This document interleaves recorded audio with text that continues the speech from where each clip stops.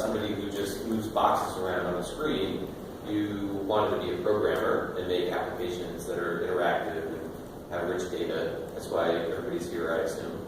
But unfortunately, there's just the sort of necessary evil of having to work in the browser and lay things out in CSS in order to get a job doing application development. So I want to talk about a little bit around like metacognitive skills, sort of do a little bit of a review of what we talked about on day one, because I feel like, especially because I've been sick lately, I've sort of let things slip through the cracks, especially during lecture, that there still seems to be a lot of expectation that, like, if I miss something, then that somehow, the class is responsible for not knowing that. And that's a really dangerous mindset to get into. So I just want to give an example of that. There were people yesterday who basically had no idea what NEAT was or what it was for. Like, just did not understand why you would use it, what it was giving us. Now, part of that responsibility lies on me, right? I maybe didn't give the best explanation or the best examples or whatever. But if there's ever anything in class where I say a term or I use a library and you just literally have no idea why we're doing that or what it does, and then you just go to do your homework and you're like, well, I think I'm supposed to use NEAT, but I don't really know what it does. Then that's actually your responsibility to say, not just yours, but the whole class's, to stop me and say hey, could you actually just explain what we're doing right now and why we're doing it and why it's important? Because I do feel again, it's my responsibility. I let things through the cracks a little bit with the last few lectures, but I want to make sure that we're looking at this more like a learning community where we're all helping each other, because again, I'm definitely imperfect. This is not going to be the last time that I don't give a good explanation of something, or I assume things that you know things that you don't know. So just make sure that you're doing your best to sort of ask questions, to just stop the class in its tracks and say, hey, I know that you're saying X, but I think that I don't really know what you're talking about, and it'd be really useful if you could give another definition or analogy or an explanation of some kind. I just want to reiterate, if this is just me, there's definitely going to be stuff that slips through the cracks if I'm the only one who's in charge, because I kind of forget what it's like to learn this stuff for the first time, and I forget how hard it is. So, but anyway, on a sort of lighter note, I feel like a lot of people are getting really burnt out with CSS, and so I want to remind everybody, or maybe say for the first time, that make sure that you're trying to take a look at the learning objectives for the assignments. So, for instance, the objectives for the skating site, we basically have, I know this is pretty vague, have a solid understanding of HTML and CSS.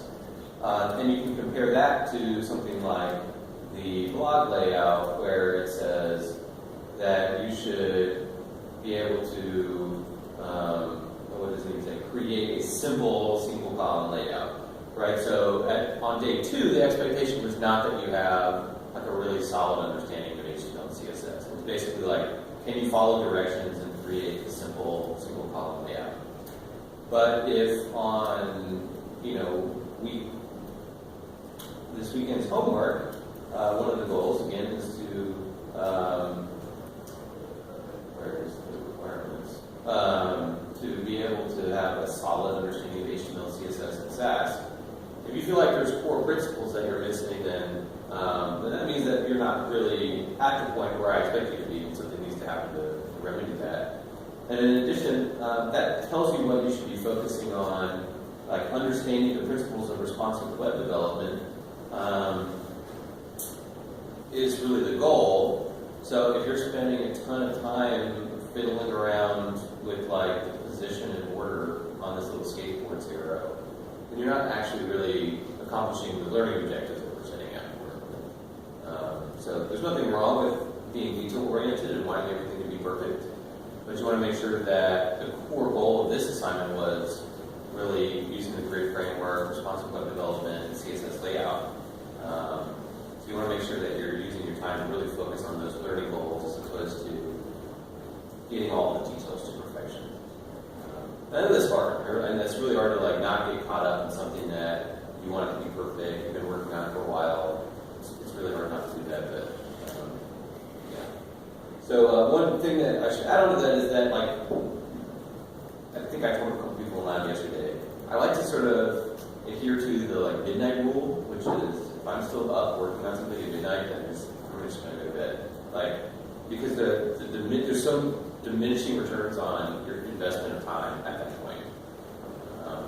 So yeah, you can probably stay up till 3 in the morning and kind of finish it, but then the next day you're going to be a zombie and not learn anything and then be way behind. So never feel like you have to kill yourself and work 20 hours in a day to get a project done. If you're putting the effort in and trying to learn the concepts, then it's not going to be like an incomplete assignment because you didn't get everything to perfection. So definitely make sure that you're going to sleep at a decent hour and yeah. But anyway, so today I kind of want to reintroduce or review some of the sort of metacognitive or learning skills that we talked about on day one. I want to talk a little bit about mobile-first development and how to test on a mobile device. And then we might get a little bit into using JavaScript libraries, but we'll just kind of see how it goes. But a big part of what I want to do today is sort of go through in class a lot of the thought processes that I saw people being tripped up by in this homework assignment. I think even after 2 days, there's quite a few people who didn't quite finish it. And yeah, so I just want to sort of talk around and talk about what the hurdles were to really being productive and getting the site done in 2 days, because the one over the weekend is, I posted it last night, I don't know if you saw it, but the idea is, again, it's a responsive web assignment, but it's much more open-ended than anything I've ever given you. And this can be a little bit terrifying for some people. But the idea is there's no colors, there's no typography, there's no explicit layout. This is what's called like a low-fidelity wireframe or a low-fidelity mockup. And so it's actually on you to figure out, like, how can I put this together in a way that is aesthetically pleasing? I mean, again, this isn't the design class, but it's somewhat aesthetically pleasing, and that is fully responsive using the tools that you know. But it's a little bit more open-ended than the other stuff that we talked about. So it's easier in the sense that there's not any complex layout given to you, but that doesn't mean that you can't implement a complex layout, right? So like many of you got a little bit tripped up on how to figure out like this more complicated grid down here. I mean, some people got tripped up even in just like the column structure in general. That's totally fine, but the layout can be basically as complex or simple as you're able to accomplish. But it's a little bit more open-ended and there's no pixel perfection even available to you. So that might be a little bit more difficult. So I kind of want to talk around like how do you approach a new project, how do you break it down in a way that you can actually be productive and get things done in a really quick way, but also have a good eye for detail. Yeah, and I'm going to do that sort of just in the context of the skateboard app and talk a little bit again about Neat and Urban and hopefully review and make sure that we're solid on like what that actually is and how you use it. Cool. Any questions on the full homework or anything so far? Yeah. Before you get into it, can you show us how to install the JSON? And install that? JSON or JSON.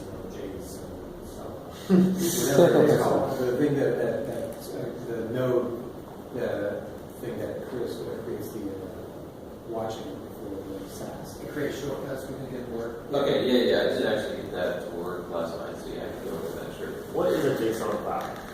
Well, we'll talk about that next week, but JSON just stands for JavaScript Object Notation, and it is just a file that can be read by JavaScript and then parsed into a JavaScript data structure. But yeah, we'll get to that. But a lot of JavaScript-based tools, like Node is again, we'll come to all of this next week, but Node is a platform or runtime to run JavaScript programs like just on your computer without a browser. And so there are a lot of command line tools written in JavaScript, like Bower. So Bower is written in JavaScript. And so a lot of those projects use JSON to configure the options for them because it's already written in JavaScript, so it can read JSON quite easily. But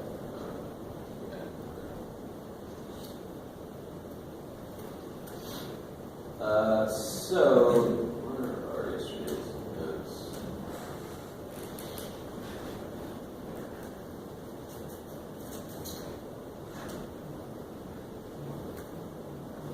So I did modify this because they actually updated the tool to no longer need what's called globbing in order to recursively watch directories.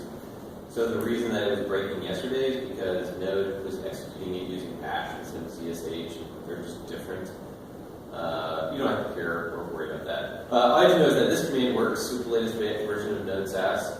You can run that command directly, and this will watch recursively the SCSS folder for changes, and then output the CSS files to the CSS directory. Does it automatically make a CSS file, or do you have to already have one there? Yeah, it will automatically make one with the same name as your SCSS file, and it will obliterate anything that's in the CSS file with that same name. So you don't ever really want to edit the CSS files forever.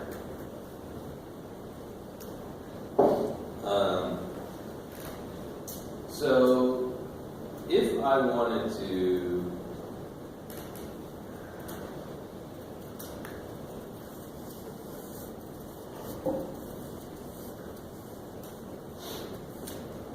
make a skateboard project that allowed me to run that SAS file, or the SAS command without remembering all the syntax for it, then this is sort of what I did yesterday, just won't break this time. Is I want to make a directory called 2.4, what was that thing called?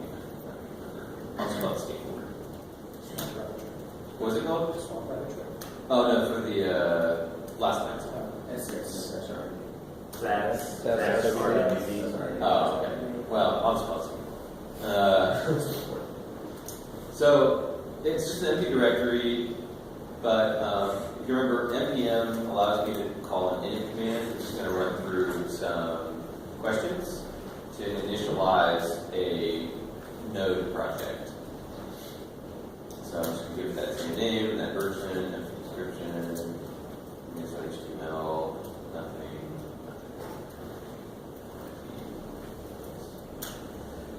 And so that created a file called package.json.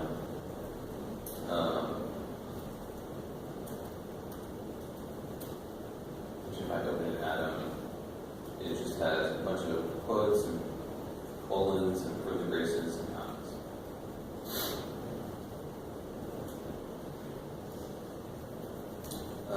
So the main thing I would want to do is actually add, well, I'm going to actually add a couple things. First, you have to have a comma at the end of every line, except for the last line and we're just, just got to remember to do that. Otherwise, it'll break, and it'll throw errors. So I'm going to make a SAS command, and the contents of that are going to be the node SAS thing. But then I also want to make a watch command, which we'll come back to why. But it's just going to say npm run SAS. So I'm going to add other stuff to this watch command later to help with mobile development.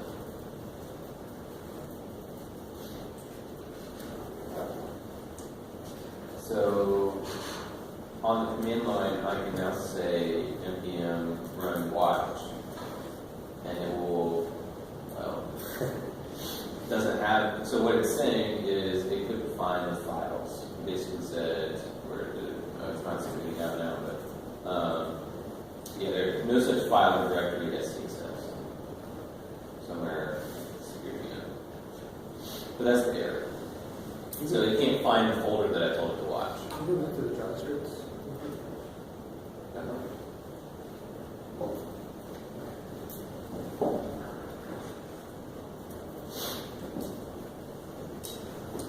So now if I enter XCSS and touch XCSS, meaning XCSS, that command should work.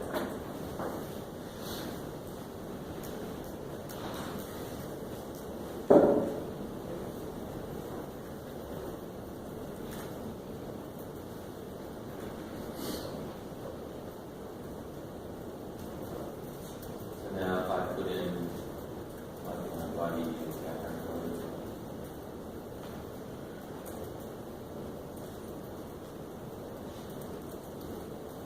it'll automatically generate the CSS folder and the CSS file.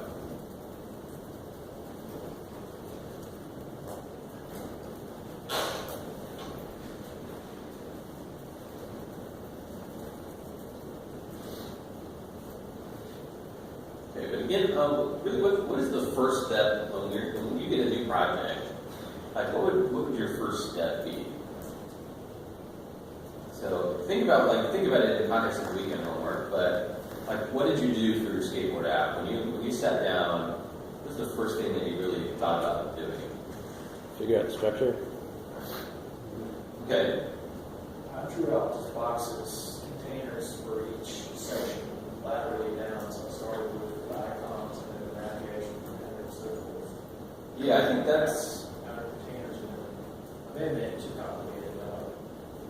Container side and try to force a margin. Yeah.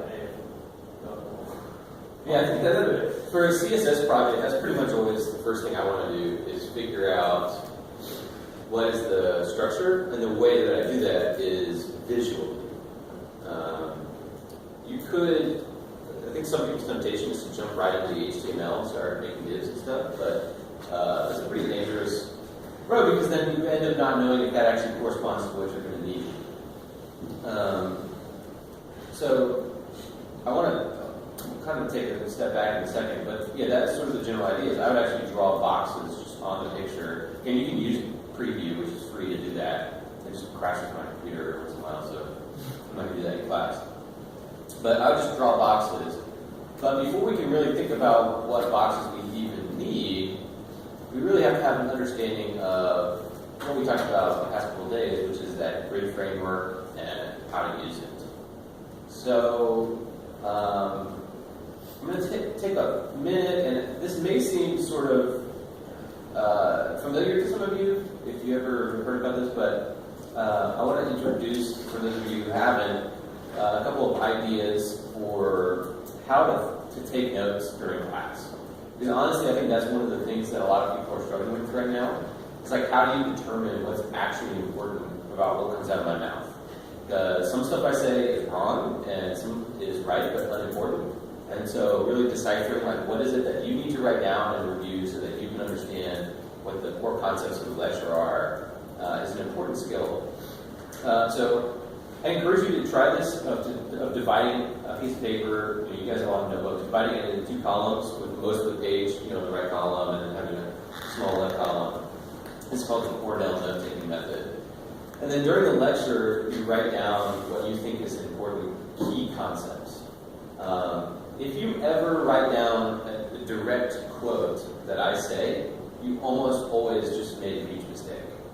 Because I know what I'm talking about, clearly, most of the time. But part of what makes learning possible is, if you remember from day one, let's see if I have those notes available.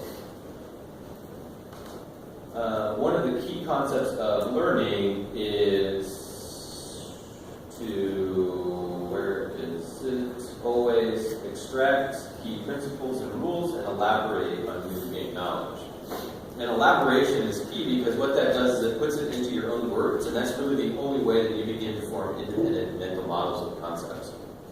So, for instance, I've seen a few people say, so like let's say I say that, that's a good example here, that, what's one of the things I said in the notes?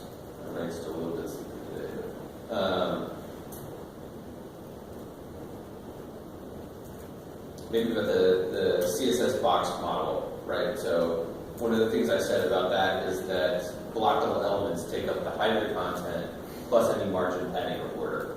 If I said that in class, just those exact words, and then you just wrote down those exact words, then 99% chance you have not actually learned anything. Because you haven't actually activated the part of your brain that's necessary to like actually store that information in long-term comprehension. So what would be a better way of understanding? So I said these rules, right? These are rules or principles around block level elements, which is another way you could phrase the principles about what a block level element is.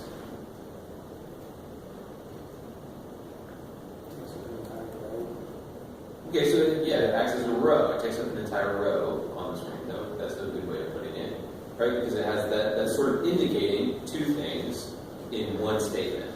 It's indicating that it takes up the full width of its parent's content box, and it's indicating that it appears on its own line, right? So even just rephrasing that as taking up a row is already beginning to form a new mental model, an independent mental model that is going to help facilitate long-term comprehension.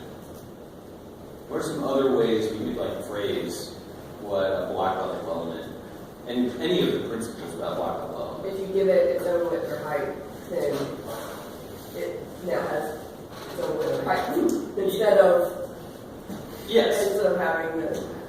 Exactly. So one thing that has actually confused people in this class that I've actually seen is that, I'll tell them, a block level element can have explicit width or height. But those words mean something to me that they may or may not mean to you. And so by even just saying, if I give the box a height and width, it will have that height and width. That is a way of saying the same thing, right? That it can have an explicit height or width, and that would ignore the height of its content and width of its content box. It's the same thing, but just even by rephrasing it like that, that is going to prime your brain to actually store that in long-term comprehension, as opposed to many times, I've said this out loud, like it can have an explicit height or width, but then when you actually sit down to look at this project, there are quite a few people who would not necessarily be able to immediately pick out which things on this page need to be display block and which one needs to be inline. Right? I think that's fair, right? I don't think I'm insulting anybody by saying that's difficult. That would have been difficult for me for even well beyond 2 weeks of CSS experience, all right? Just because if you're not getting things yet, don't feel like you're slow or whatever. It took you years. But that's sort of what I mean, right? There's a disconnect for everybody between kind of understanding the concepts, but then actually being able to look at this and say, okay, what on this page is block and what is inline? And really the only way, maybe not the only way, the best way that research tells us to learn that as quickly as possible is through elaboration, meaning putting it in your own words. Which is why I still haven't done it because, again, I've just been out of it. But I do want to require everybody to have a blog. Because of the late, I probably won't require you to blog every day, but at least once a week. So I'm going to send out a teamwork message this weekend, trying to collect everybody's URLs. But elaboration is absolutely the best way to form long-term comprehension of concepts, because it really forces you to take what you think you understand and really have to ask yourself the question, like, do I actually understand how this works? So, all that to say, there is I do not like that. All that to say that for this, the concepts that we've been talking about, I don't think that I necessarily gave as good explanations as I did for maybe like other things like display block and inline, or like what a grid framework is. So does anybody want to just say if you have it in like what if you have notes, which hopefully you do, what do your notes say about permanency?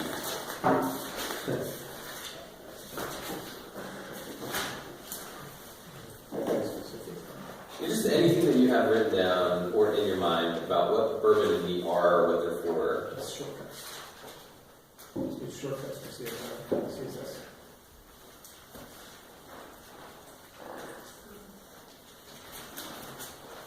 So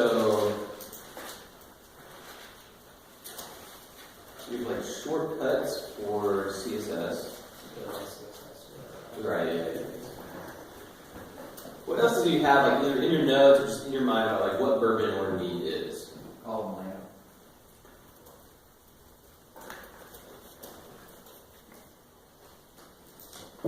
A grid. Creates variables. That you can call back. That's more like I would separate out bourbon and mead. Yeah. Bourbon is a shortcut to the variables. Right.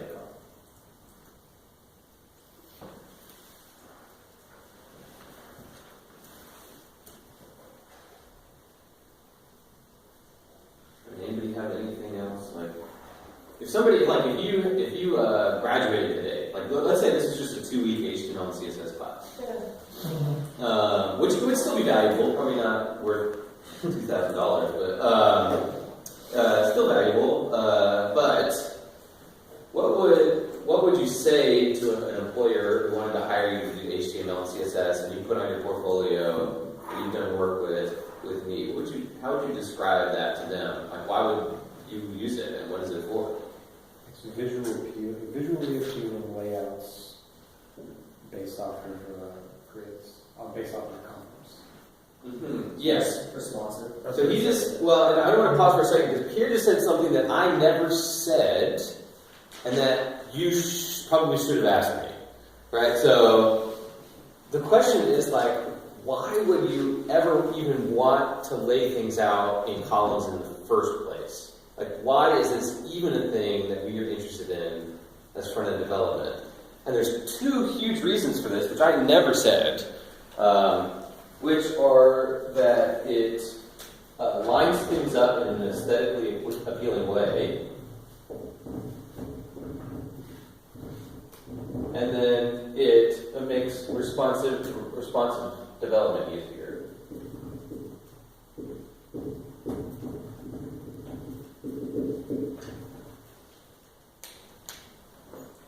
So we're not going to go through like design principles, but there's like a lot of Gestalt psychology principles like continuation and closure and consistency that a grid just psychologically is more aesthetically appealing than just things randomly placed on a page.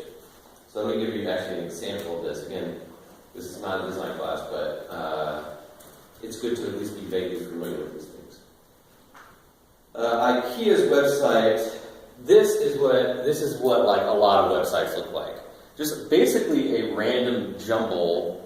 I hate this website, by the way.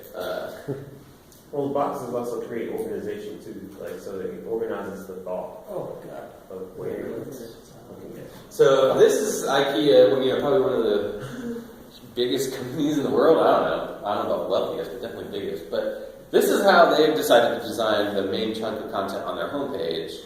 There is no continuity. There's no continuous lines where you can follow along what's hierarchically important. There is no color except for these big yellow things, which are just like too garish and like draw your eye away from like what you're actually interested in, which is cheap but aesthetically appealing furniture. Right. So there's a lot of stuff going on. This is automatically moving, which is very distracting. Right. So the idea is that putting things on a grid, and they kind of do actually have a grid. You can kind of see how things are in columns. Of course, their site is not responsive, but it doesn't work on mobile at all. It actually goes to an entirely separate site, which is fine, whatever. This isn't the worst site out there, but I like how you pulled it up on the fly though. Like, oh yeah, I've clearly been to this website before. It's like, ugh.